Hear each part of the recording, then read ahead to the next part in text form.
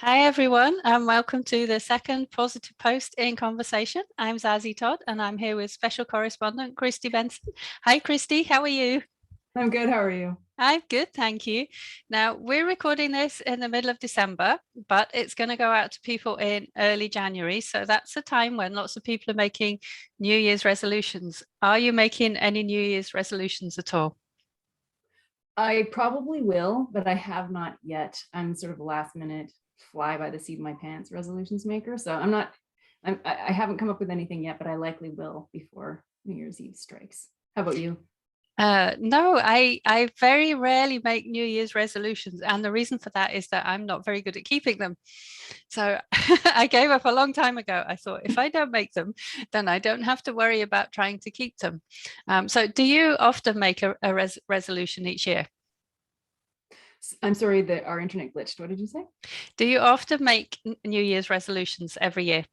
Typically do. I don't always keep them, but I have some where I've had some success.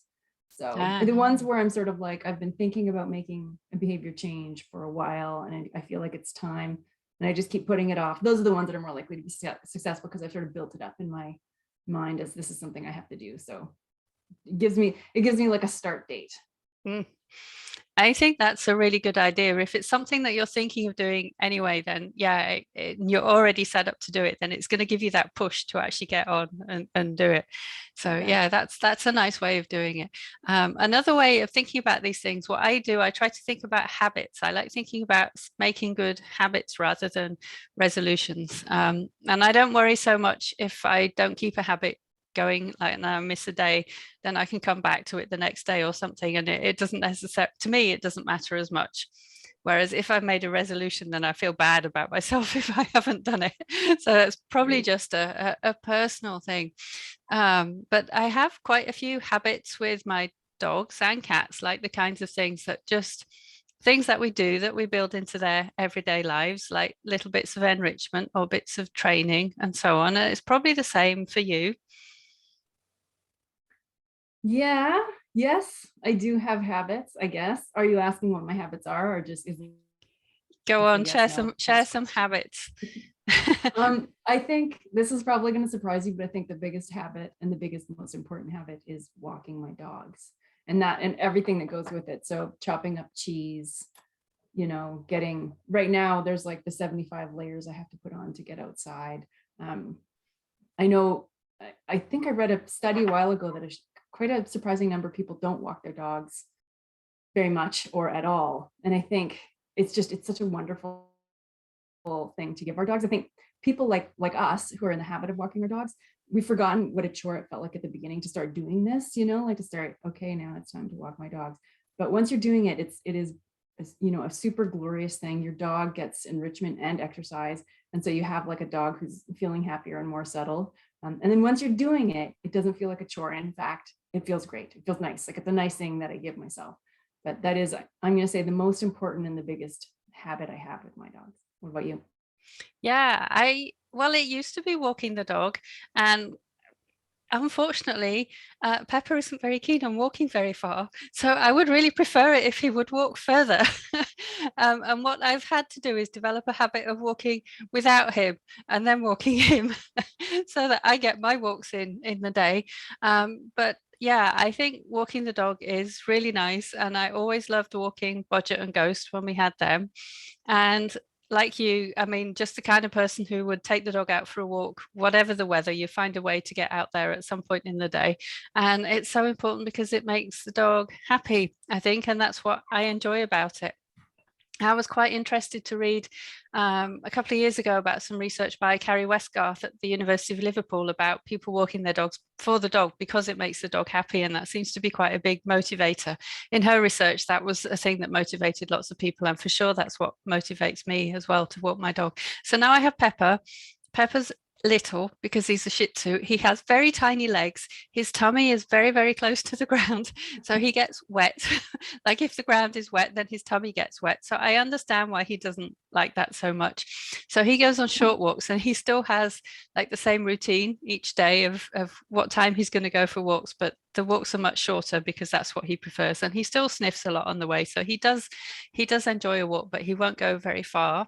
and he's very good at asking to be picked up and carried if he thinks we've gone too far. He just kind of slows to a stop and Oh, looks up at me. And I know what he's doing is saying, please carry me home. you must be getting strong arms from carrying him around. Well, yeah, luckily he doesn't weigh as much as at the beginning. But yeah, if you carry him too far, you do notice. So when we adopted him, he was very overweight and he was around 10 kilos, and now he's down to just under 8 kilos. So that's like, it's not like carrying a big dog or anything, but yeah, you do notice. You do notice his weight in your arms. What about with your cat? Because you have a cat too. Do you have any habits that relate to your cat? I guess like other than just the sort of provisioning of food and enrichment, and I guess the one of the biggest things that we do together, maybe it's not a habit, it's just a thing we do, is he needs a ton of lap time, like a ridiculous amount of lap time.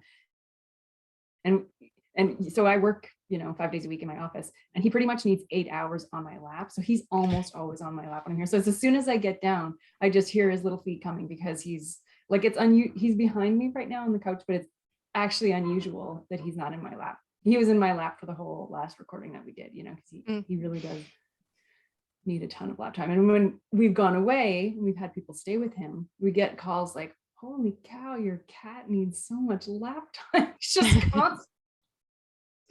And he gets a little owly if he doesn't get it. He's not gonna be quiet and suffer in silence. I think that's lovely. I would like that. So when we adopted Harley, he's not a lap cat at all, unfortunately. But Melina is a bit of a lap cat, but not to that extent. Yeah. She does come and sit on my lap every evening. And that's quite nice because I always have Pepper on the settee with me as well. He doesn't, sometimes he'll put his head on my lap. He doesn't really like to sit on my lap. And mostly he prefers not to sit next to me. He'll go down the other end of the settee, but he wants to be on the settee with me. And then Melina comes and sits on my lap, or sometimes she goes in between us and she gets very, very close to Pepper, even though she doesn't actually cuddle up with him. So that's quite sweet. That's kind of a habit with her. There has to be this point in the day when I go and sit down and she gets to come and sit on my lap. Nice. Whereas Harley actually loves to be brushed. And for years, I didn't know this. And when I first started brushing him, he actually began to kind of attack me because it was all a bit much for him, but he's got used to it and he loves it so much. And if I don't brush him, he gets quite upset and he will come and find me and he will start meowing and demanding lots of attention, and he's just asking to be brushed. And if I say brush, he comes running, whereas he does not come running if I say his name. So maybe he thinks he's called Brush now. I don't know. We changed his name. He's got multiple names. Yes. So anyway, that's quite nice, but that's really important to Harley every day. And one of the things is if something is a habit and you do it at the same time every day, it really becomes a habit because your pet is there waiting for you, looking at you like, okay, it's time now. So Harley will come and meow if it's time for him to be brushed, in the same way that Pepper will come and look at me if it's time for him to go out, or Bodger used to come and get me if it was time for him to go out. And do you take your dogs for walks at the same time every day? So do you get the same request from them? Oh yeah. So we go walking after my work day. And right now, because we're kind of far north and in the mountains, for light reasons, it has to be about 3:30 that I leave, or else it'll be dark when I'm walking. So at around 3:15, Timber breaks through we have a dog gate at the top of the stairs, and if it's not latched, he can open it. He usually doesn't, but around, 10 or 15 minutes before walk time, he'll open it, he'll break through, and all of the dogs will come downstairs, and he'll just be running around he gets this like stompy, whiny, it's walk time thing that he does. And then I'm like, okay, it's not 3:30 yet though. Come on, man. But no, he's the good walkie alarm clock for sure. Excellent. I think it's really nice when pets know their own habits, and those things are, you can tell that those things are important to them. So what kinds of habits do you think are really good habits for cat or dog guardians to have? Obviously, the habit of going for a walk most days is a good one if your dog is able to walk. What other habits do you think dog and cat guardians should have? I think nail trims is a big one. And I see nail trims as just like an ongoing training thing, just like walks, I guess, so you have your cubes of cheese set up. We try and do nails every week or two. I don't reach that standard, but that's like a standard that I would have set for myself. Because it's hard when the nails get long and you're paring back. If you're being aggressive, you can nick the quick, and then it slows you down again. So I would say it's a good habit to just make that a special fun time and do it. We do it Saturdays, so do it on Saturdays and then it's done and you feel good for the rest of the weekend. So I think that's a good habit to get into. So with Pepper being a Shih Tzu, I have to groom him, and I groom him every day. And we actually keep him quite short. So like a long haired Shih Tzu, I think you would probably have to groom like twice a day or something. But I have to groom him every day, even though we keep him short. Otherwise, he just starts to get mats because his fur it's like my own hair. Basically, it is very much like hair. And if I didn't brush my own hair every day, it would all get knots and so on. So I have to brush him every day. But fortunately, he's used to it. And then he does go to the groomer, which is quite helpful because I mean they cut his hair and they do a good job and give him a bath and stuff. So it saves me that part, but I do have to brush him every day. So that's 2 of the 3 creatures in this house who have to be brushed every day. The other cat, sometimes she comes and hangs around and I go like brush, brush, and then that's it. That's enough for her. She likes that, but she doesn't really want to be brushed, and she's short haired, so she doesn't have to be. It's not like, I mean, Harley's not that long haired. He's a short haired cat, but his fur is longer than hers. A long haired cat, of course, will be quite different. I think another good habit is thinking about where you're going to keep the treats. And I think this probably for both of us is second nature.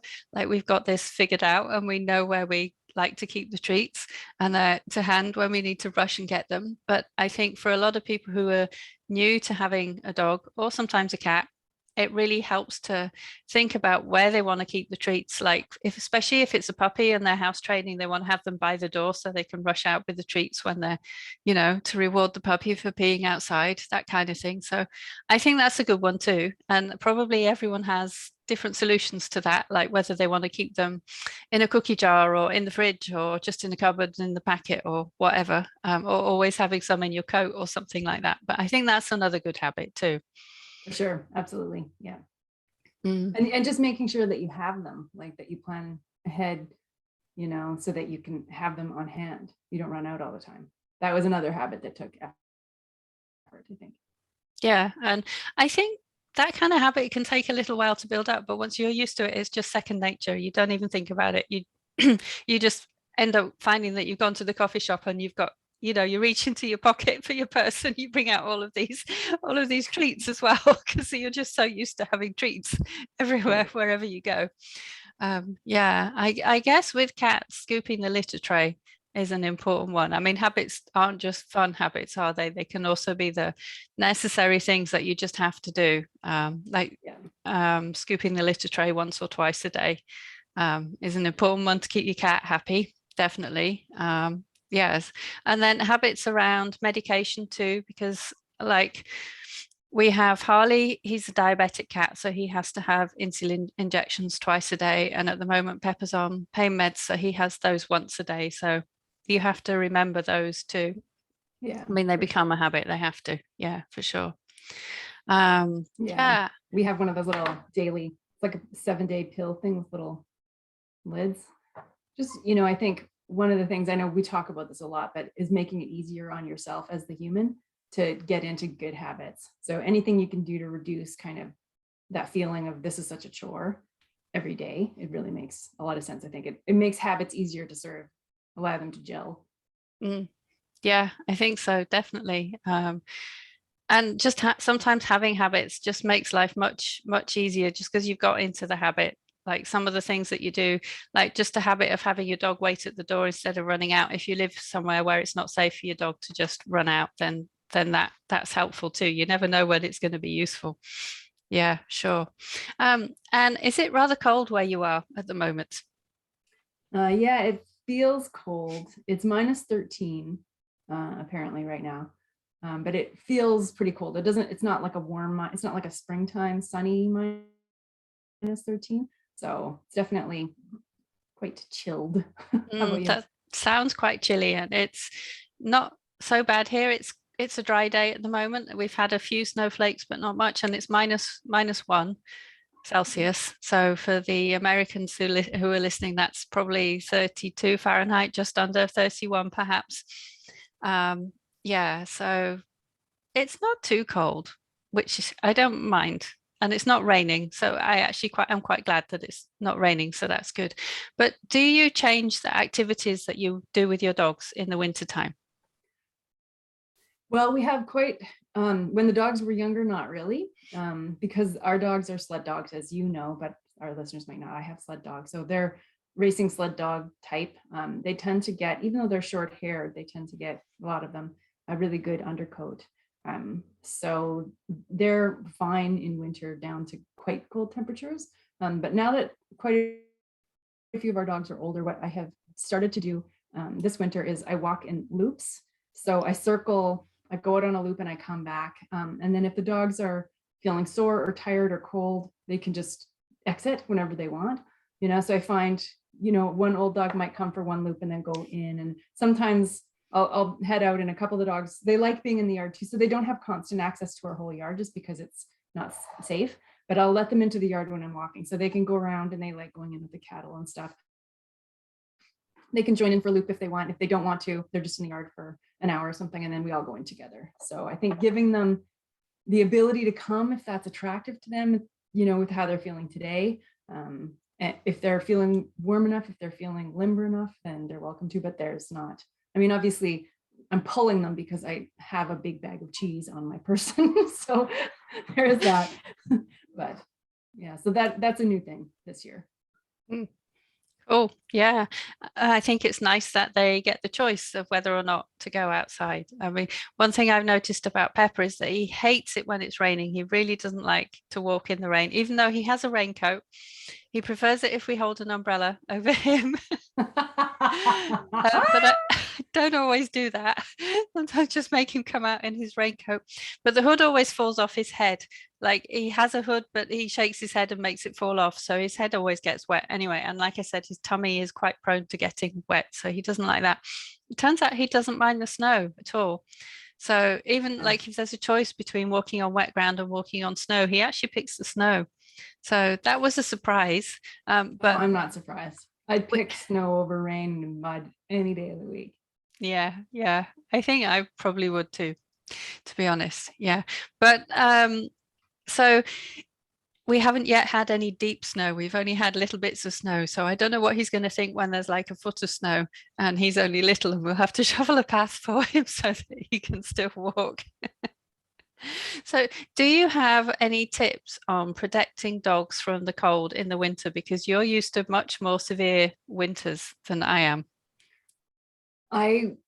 So I think sort of my go-to is the best for my dogs has always been if we can keep the dogs, when we go out on walks, not a sedate walk, which would allow them to get cold, but something that's a bit more active.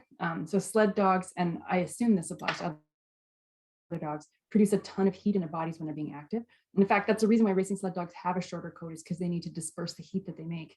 They can overheat. So even in really cold temperatures.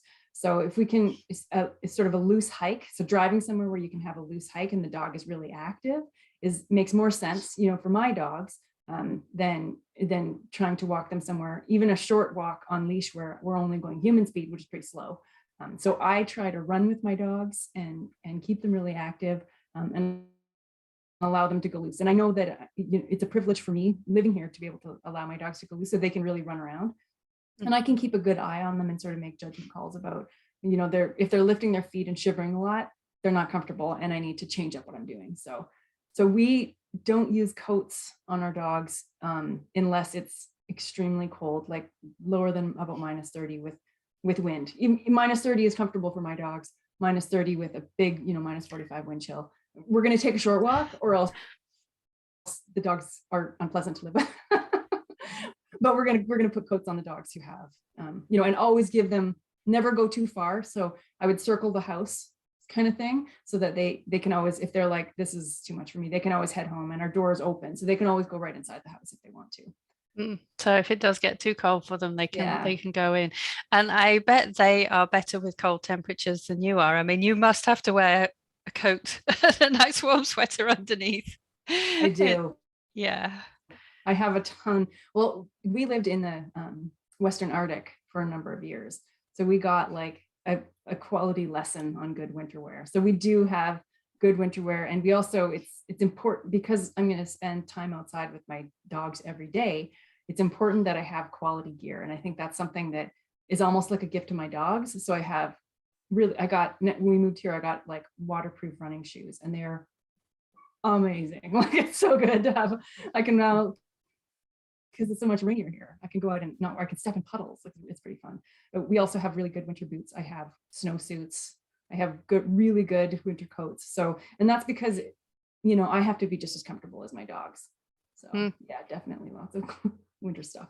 But if you get good quality, it lasts forever. So that's true, actually, because I have a jacket which I got years and years ago when I used to go skiing, and I'm a terrible skier, but when we still lived in England, we used to go skiing in France or in Switzerland sometimes. And so I still have the coat, the ski jacket that I used to wear then, and now I just wear it on cold, snowy days. So yeah, it has been lasting like forever, which is really good.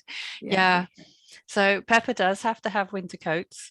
It turns out that getting coats, I wasn't prepared for a little dog in this way, but it turns out it's actually quite fun buying coats and sweaters for a little dog, and then you get to For dress them sure. up. So that's very nice. He has like a summer weight raincoat and a winter weight raincoat that's kind of more padded. And then he has a couple of sweaters, has a nice Fairale sweater and a nice reflective sweater as well. Not that he goes very far at night time, but like if we were up on the road at night, then because there's no street lights here, then you know, he would light up bright in the car, a car's headlights or something. So that turns out to be fun. But huskies have great coats, I think, for winter weather. They're really designed for the cold, aren't they? Yeah, they really are. Absolutely. When it's, even if it was, I think it was about -10 yesterday, or maybe even colder, -10 or -15, and snowing, and there's snow on the back of the dog's coats when they come in. So I mean, their coats are so protective that their body heat isn't even melting the snow on their backs. Yeah, yeah. We used to get that with Ghost, who's the sled dog that we used to have, who I, you know, wrote about in my book, and he would have the snow on him and it would just brush off. And he would walk through the mud and somehow the mud would just fall off him. Whereas Bodger, like he would walk through mud Amazing. and he would just be caked in mud and he would need a lot of brushing and cleaning to get him clean. It was just amazing the way that it would just totally fall off. Ghost husky, you know, husky type fur was just incredible. Yeah, Yeah, huskies are awesome. yeah. Self-cleaning. Yeah, definitely. Yeah, as Pepper just needs so much. And I think Pepper's just needs grooming every day, whether it's winter or summer. It doesn't really make much difference. Whereas when it's wet, though, I think it is worse.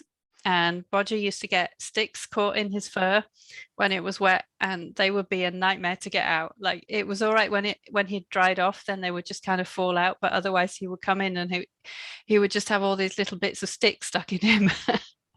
That's like Soleil, our spaniely thing. She gets rose, well, not as much here, but in Manitoba, there's a lot of wild rose. It's a common weed. And so the rose with all the little spines on it would get stuck in her pants. Yeah, yeah. That was always where things with thorns would get stuck into Bodger as well, stuck on the pants. Yeah, yeah. And So when with, actually I was when it going to ask comes you, to, with Pepper's coat, was Pepper comfortable with it right away, or did you have to do some training? he wasn't completely comfortable with it right away, but he wasn't terrible. I mean, he's the kind of dog that will just let people do things to him, except he will actually bite if he gets fed up.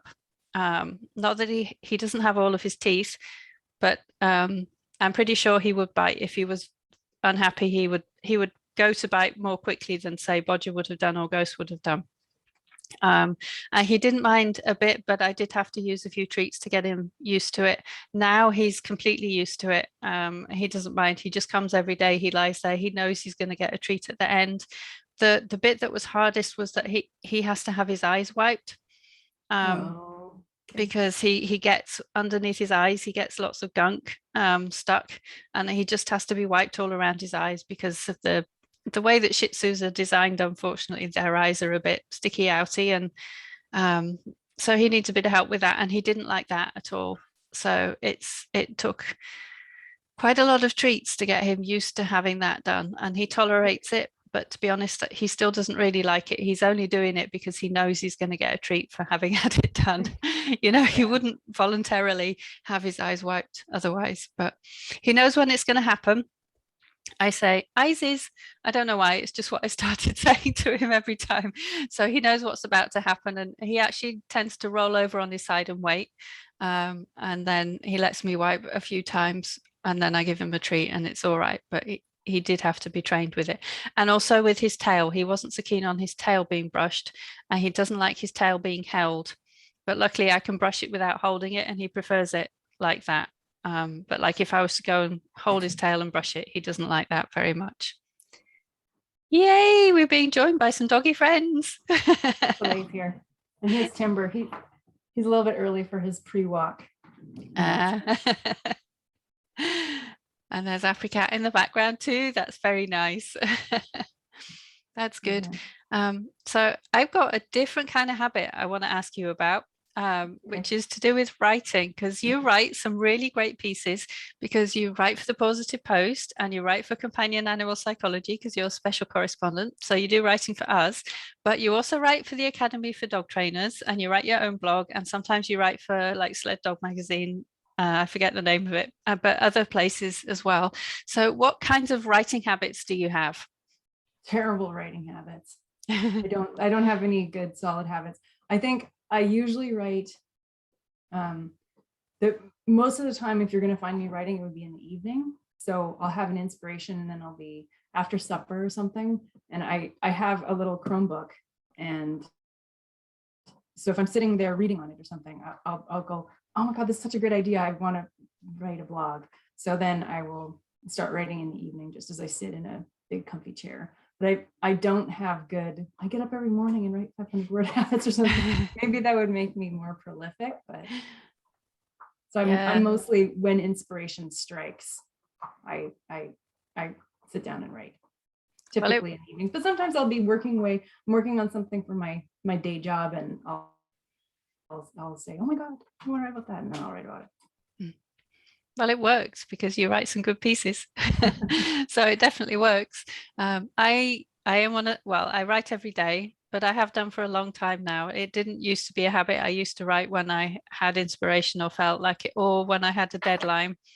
That would kind of force things along. But now I try and write something every day, and I've done that for a long time. And I think that kind of helps. But I write best in the morning, and I don't write very well at all in the evening. I think I'm tired by then and want to do other things, or sit with the cat on my lap or something and not actually write. So yeah, for me the habit is checking all my social media and stuff, going for my walk, and then coming back and sitting down and writing something.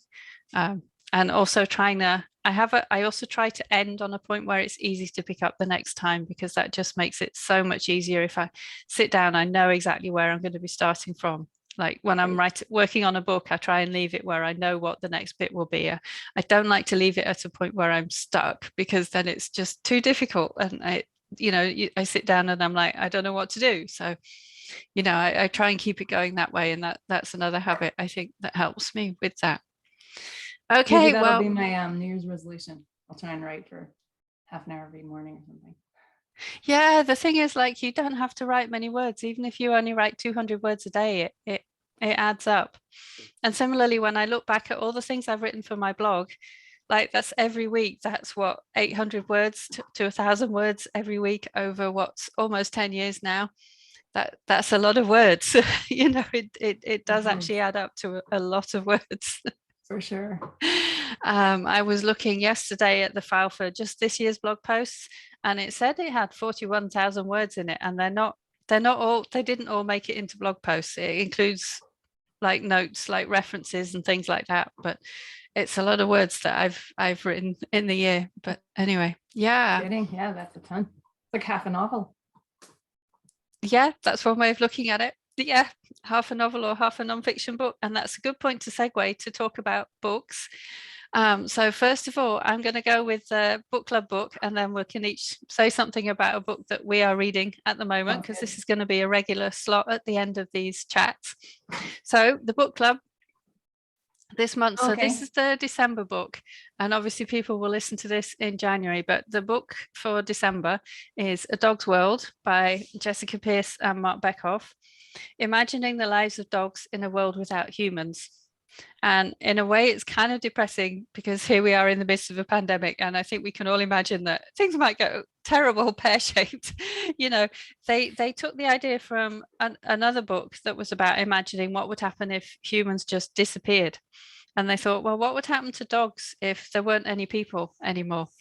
And they've been quite thorough in how they've looked at it, and they've looked at different aspects of dogs' lives, like how would they mate with each other? What kind of shape dogs would we end up with? Because, of course, people breed dogs for all kinds of shapes, and they're not necessarily good for the dogs. Whereas if dogs are allowed to freely breed, they would end up looking really quite different. And they look at how would dogs eat? What kinds of things would dogs eat if we weren't here to feed them?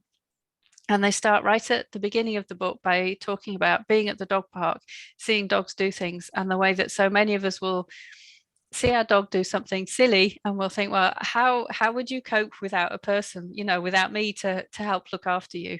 And then they've gone all through what would happen to dogs. So it's a really interesting thought experiment, and I haven't quite got to the end yet. But what's really exciting, and this applies to people who are listening to this within about a week of it coming out, you will have the chance, if you have read the book and you have any questions for Jessica and Marc, they've very, very kindly agreed to do an interview for Companion Animal Psychology. So if you have a question about the book, you can send that question to me and I will put those questions to them in the interview, or as many of them as I can. So I think that's a really nice opportunity because you don't often get to actually speak to the author of a book. I'm really excited. I have spoken to Jessica Pierce once before, although I've exchanged many emails with Marc Bekoff, because he is very prolific in keeping in touch with people and very lovely in responding to emails. I've never actually spoken to him before. So I'm really excited about that. I think that's going to be really fun to speak to them. So anyway, if you have questions for them, send them to me and I'll ask them in that interview. Perfect. Cool. So what are you reading at the moment, Kristi? Okay, so I am reading this book. The Sleep Solution. Yeah, why your sleep is broken and how to fix it. And it's not actually, I didn't buy it.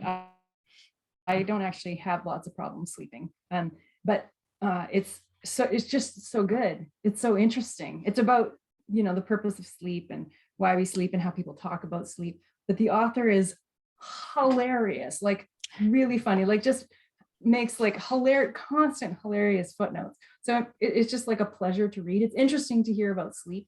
It's interesting to hear about how wrong we all are about sleep, you know, like the things that we think about our own bodies.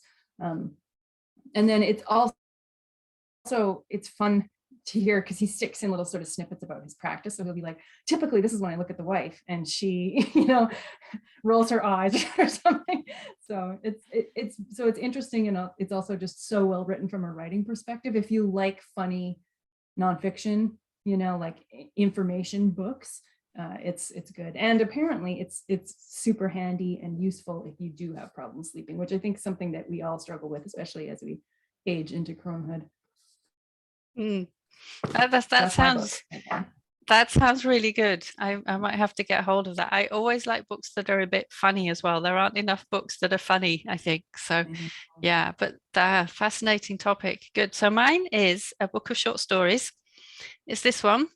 How to Pronounce Knife. Yes, How to Pronounce Knife by Souvankham Thammavongsa, who is a Canadian writer. And it's a set of short stories and they're really good. She has quite a spare, elegant kind of writing style. And the very first one in the book is about how to pronounce knife. And as you can tell from the way that you pronounced it, knife, you know, it's one of those English words that people learning English as a second language really struggle with because we don't pronounce the K, and kids really struggle with as well. So that's kind of what happens in the first short story. So that's good. But also the stories are really quite varied and quite different and applying to different kinds of situations and different kinds of people. So there's a lot of things to enjoy and they're all quite short. So if you don't have much time, but you just want to be in another world for a little while, it's really good. So I'm really enjoying it. It's a really nice book. So yeah.